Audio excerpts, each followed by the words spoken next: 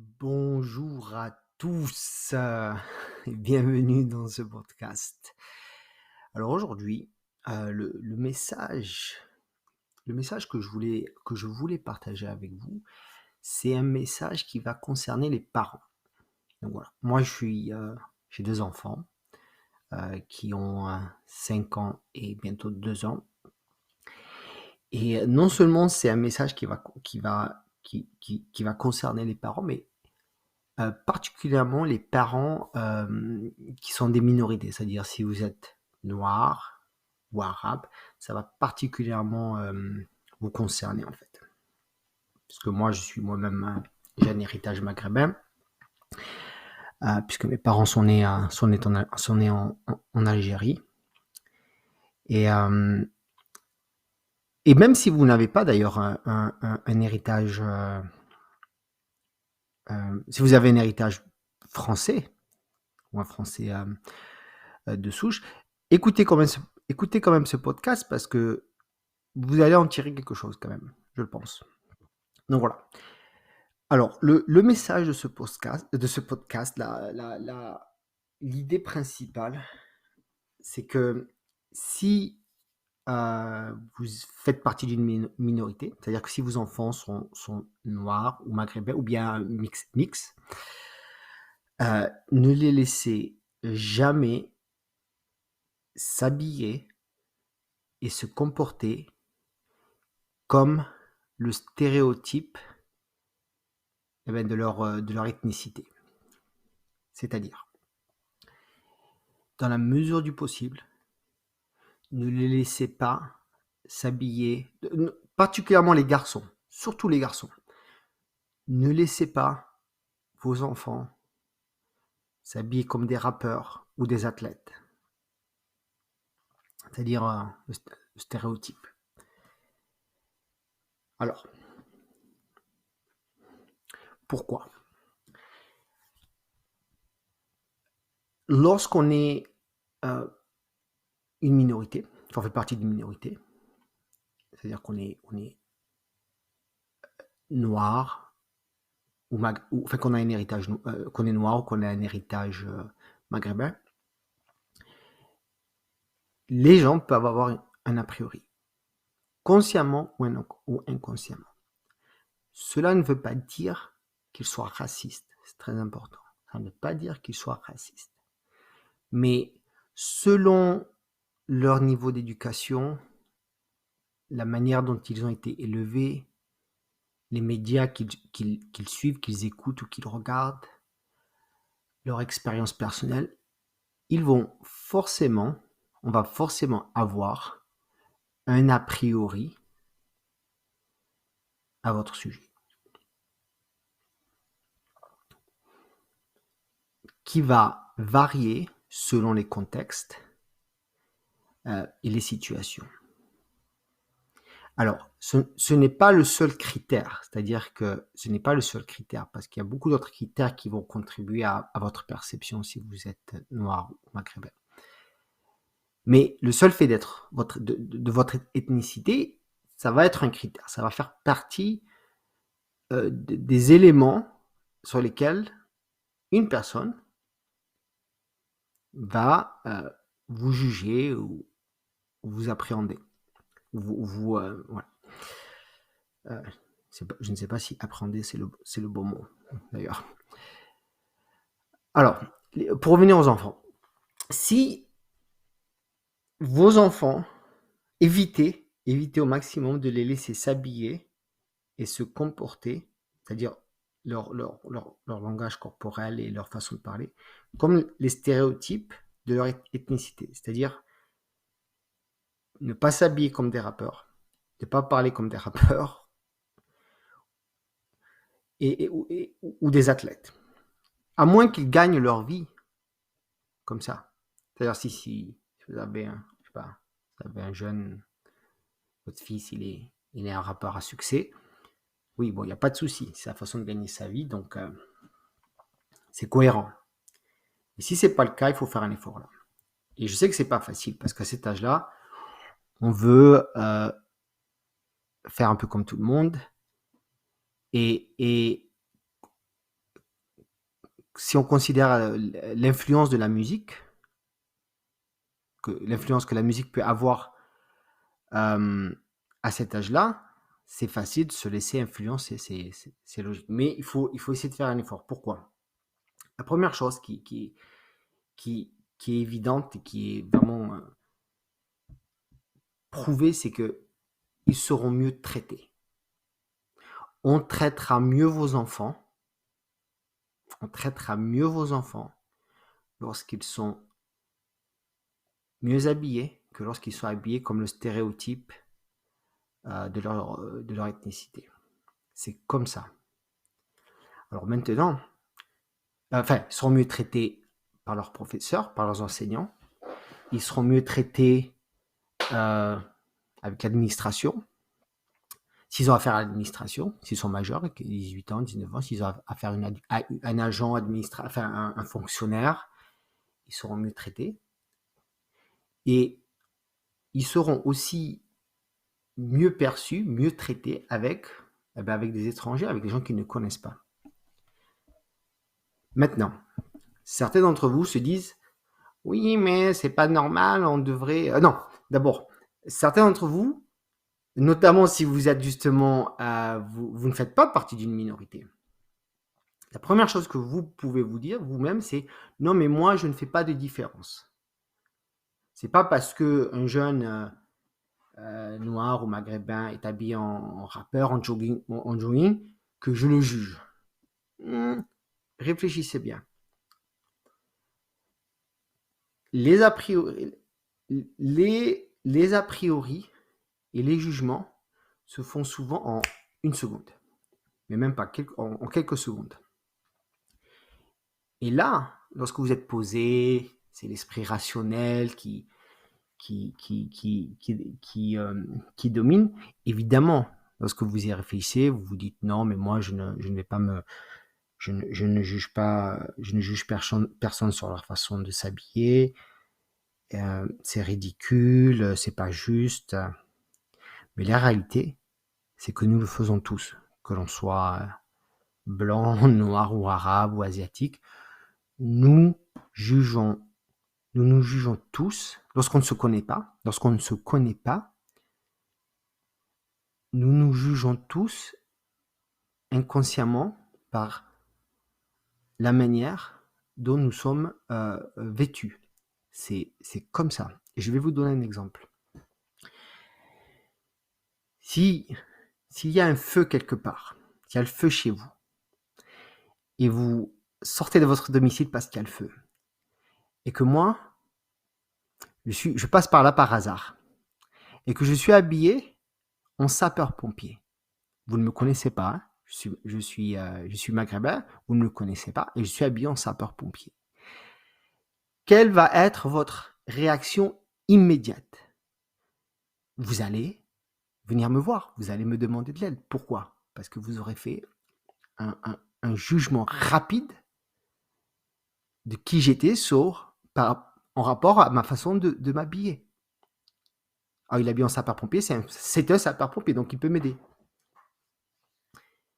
Alors c'est un exemple un peu grossier, c'est un peu un exemple un peu exagéré, mais ce que j'essaie de vous faire comprendre, c'est que cette histoire d'être jugé sur la manière dont on est habillé, ça va dans les deux sens, bon et moins bon.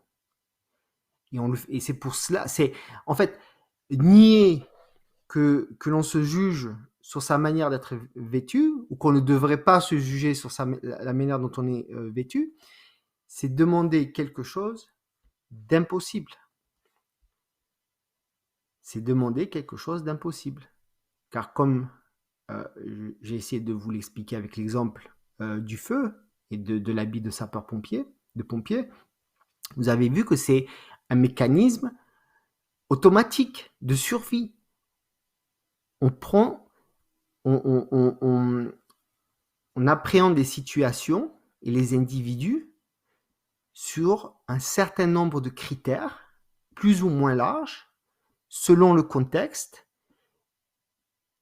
et le risque. Et donc, si on opère quotidiennement en faisant semblant que ça n'existe pas, eh bien, on n'est pas dans la réalité, on n'est pas pragmatique. Et c'est d'autant plus important pour les minorités, les gens qui sont noirs ou arabes, d'accepter ça, que la manière dont ils sont habillés va avoir un impact important sur la manière dont ils sont perçus. Le même jeune qui serait blanc, français de souche, enfin, selon l'expression, on peut avoir un jeune blanc et un jeune noir ou un jeune arabe, tous les trois habillés de la même façon, habillés, disons, hip-hop, ça ne sera pas la même perception. On donnera un peu plus le bénéfice du doute aux jeunes blancs.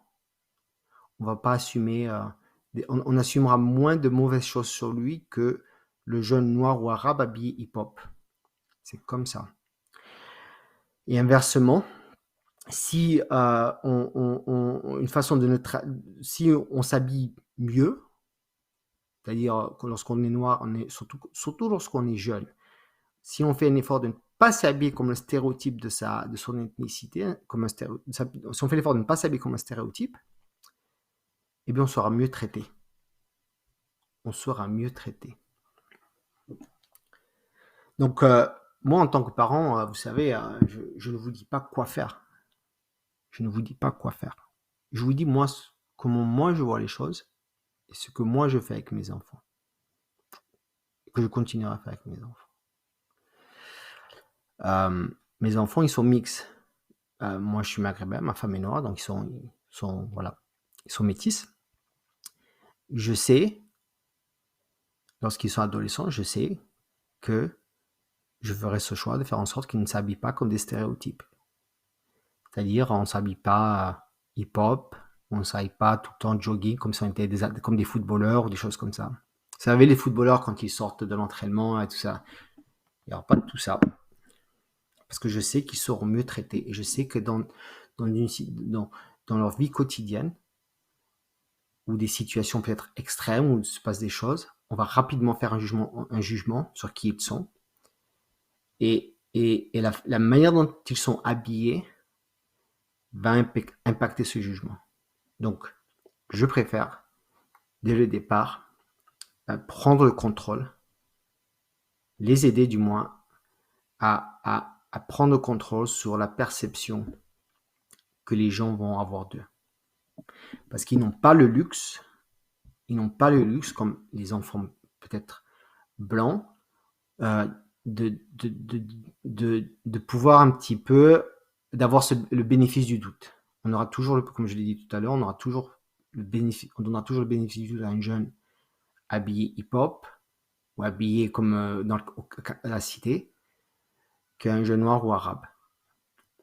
Et on assumera beaucoup plus de choses négatives sur lui que l'on fera sur le jeune blanc. C'est la réalité, comme vous dites, c'est pas juste, mais c'est comme ça. Et dans ces cas-là, il faut être pragmatique et il faut agir sur les éléments sur lesquels vous avez le contrôle. Et ça, vous avez le contrôle. La manière dont vos enfants s'habillent, vous avez le contrôle sur ça. Ils ont le contrôle sur ça. Ensuite, un autre avantage, c'est leur estime de soi. Lorsqu'on est mieux traité, lorsqu'on est bien traité, mieux traité, ça impacte l'estime de soi. Et sur des années, particulièrement à un âge jeune, ça va impacter l'estime de soi moyenne que l'on va avoir lorsqu'on va devenir un adulte. Personnellement, si je pouvais revenir en arrière, j'ai grandi dans une cité HLM, donc je mettais beaucoup de jogging, Sergio Tacchini, Lacoste. Si c'était à refaire, eh bien je ne m'habillerais pas comme ça. Parce que je sais que j'aurais eu une meilleure estime de moi-même plus tôt, au lieu d'avoir à la travailler plus tard dans la vie. Parce que je sais que on m'aurait traité mieux, j'aurais eu moins le sentiment d'être exclu ou à l'extérieur. Je me serais probablement senti comme faisant partie de la société, beaucoup plus. Et donc, j'aurais eu une meilleure estime de moi-même. Donc, si vous voulez aider vos enfants à développer leur estime d'eux-mêmes, ne les laissez pas s'habiller comme des stéréotypes.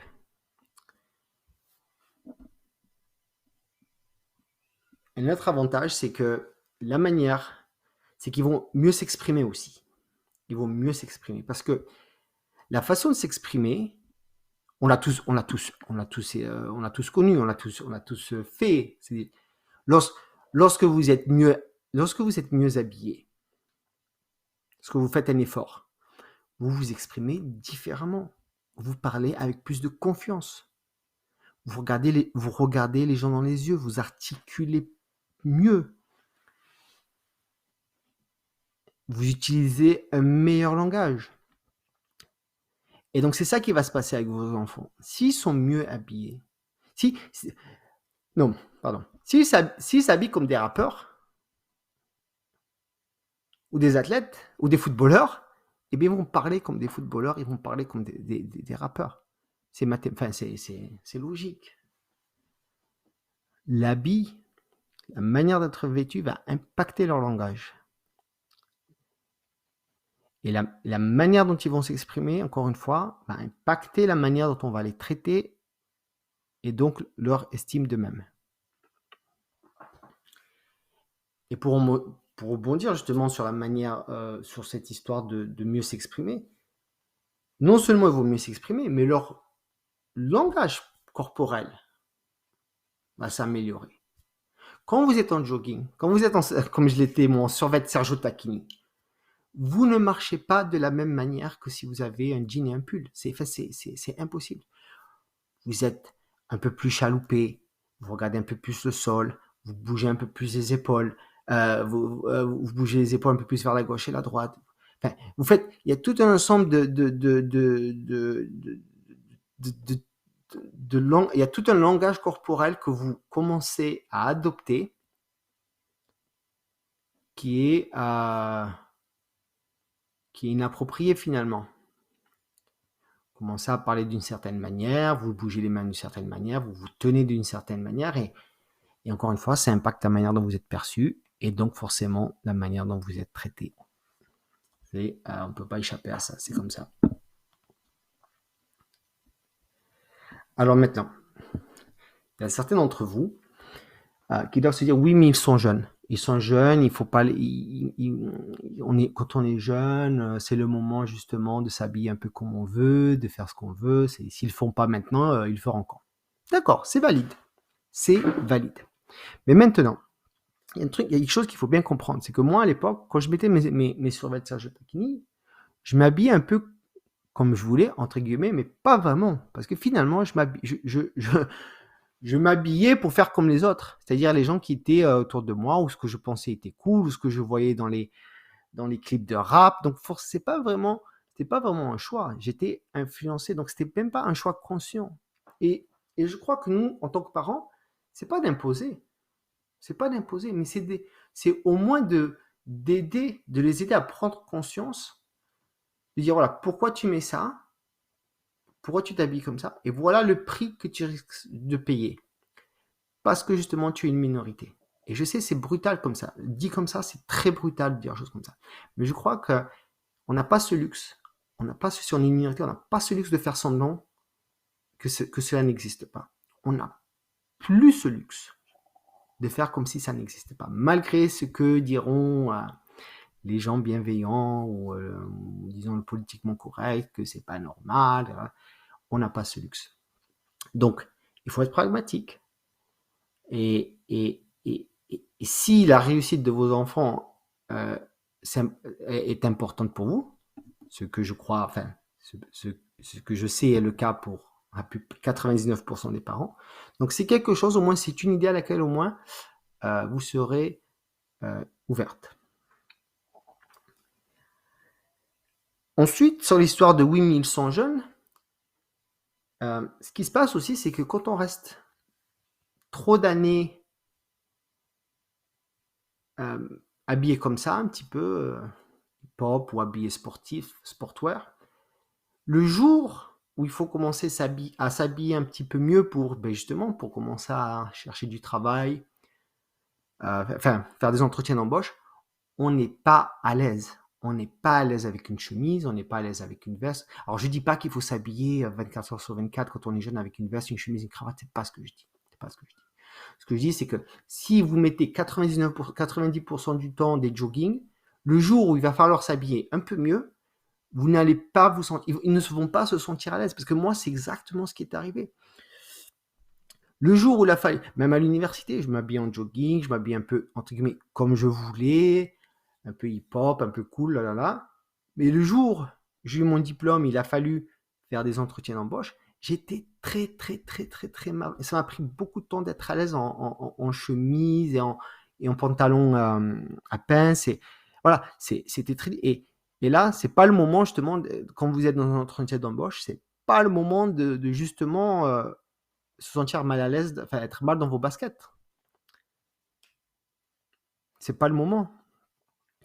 Mais ça, c'était le résultat d'années où je ne m'étais jamais bien habillé, quoi. J'avais pas enfin, voilà. Donc c'est à ça qu'il faut penser aussi. Oui, ils sont jeunes, mais ils vont pas rester jeunes toute leur vie.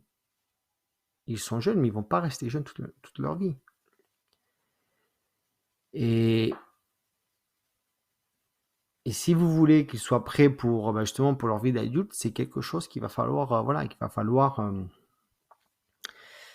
donc il va falloir discuter, ou au moins leur ouvrir l'esprit par rapport à ça.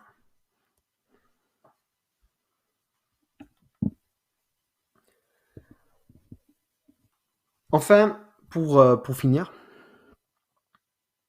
je sais qu'il y a beaucoup d'entre vous maintenant, que vous soyez, soit que vous soyez blanc, ou peut-être pas, que vous fassiez partie d'une minorité, c'est-à-dire blanc ou arabe, vous vous dites c'est pas juste, c'est pas normal, on ne devrait pas être jugé sur sa façon de s'habiller, surtout des jeunes, ils sont innocents et tout ça, hein. Vous avez raison, c'est vrai. Mais la réalité, comme je l'expliquais précédemment, c'est que demander à la entre guillemets à la société de ne pas le faire, c'est demander quelque chose d'impossible. Parce que c'est pas, le cerveau n'est pas fait comme ça.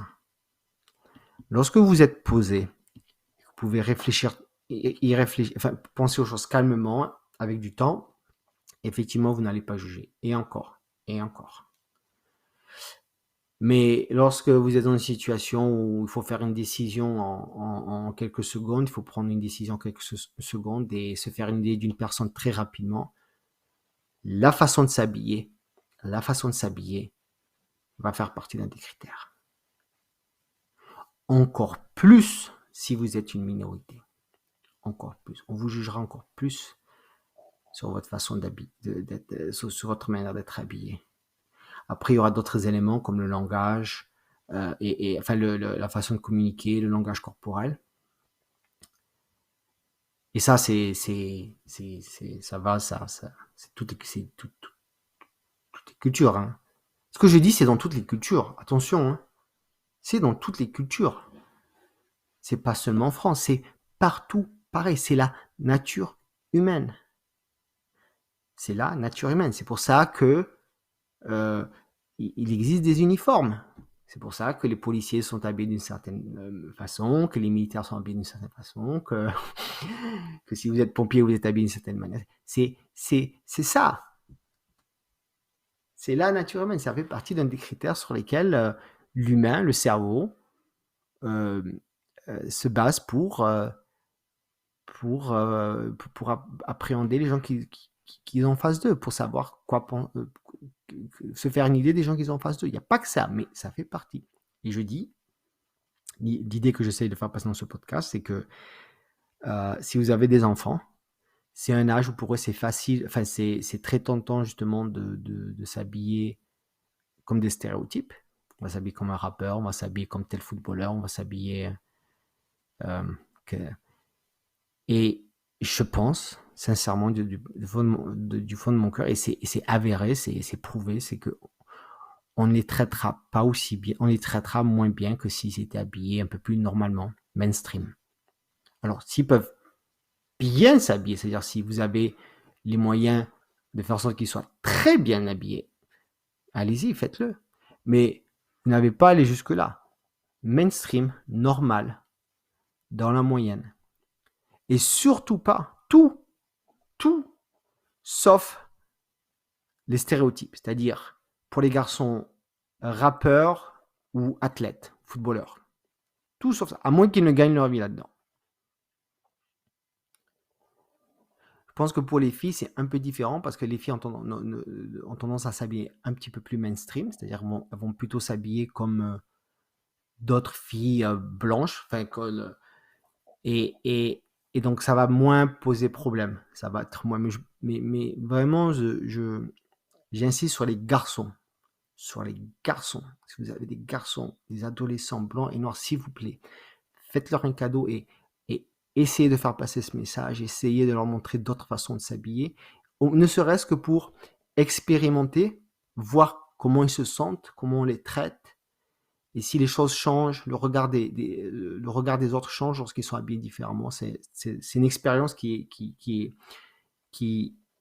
est vitale, qui est très vitale. Il faut qu'ils le fassent. Voilà. Encore une fois, je ne vous dis pas quoi faire. Je ne vous dis pas quoi faire. Je vous dis ce que je fais et la manière dont je vois les choses. Et si j'espère que si j'ai ouvert une porte euh, pour vous aider, eh bien, tant mieux. Si vous pensez que je raconte des conneries, eh bien, je raconte des conneries. Continuez à faire ce que vous faisiez, il n'y a pas de souci. Voilà, donc je vous souhaite beaucoup de réussite, beaucoup de bonheur et de vivre votre meilleure vie. À très bientôt.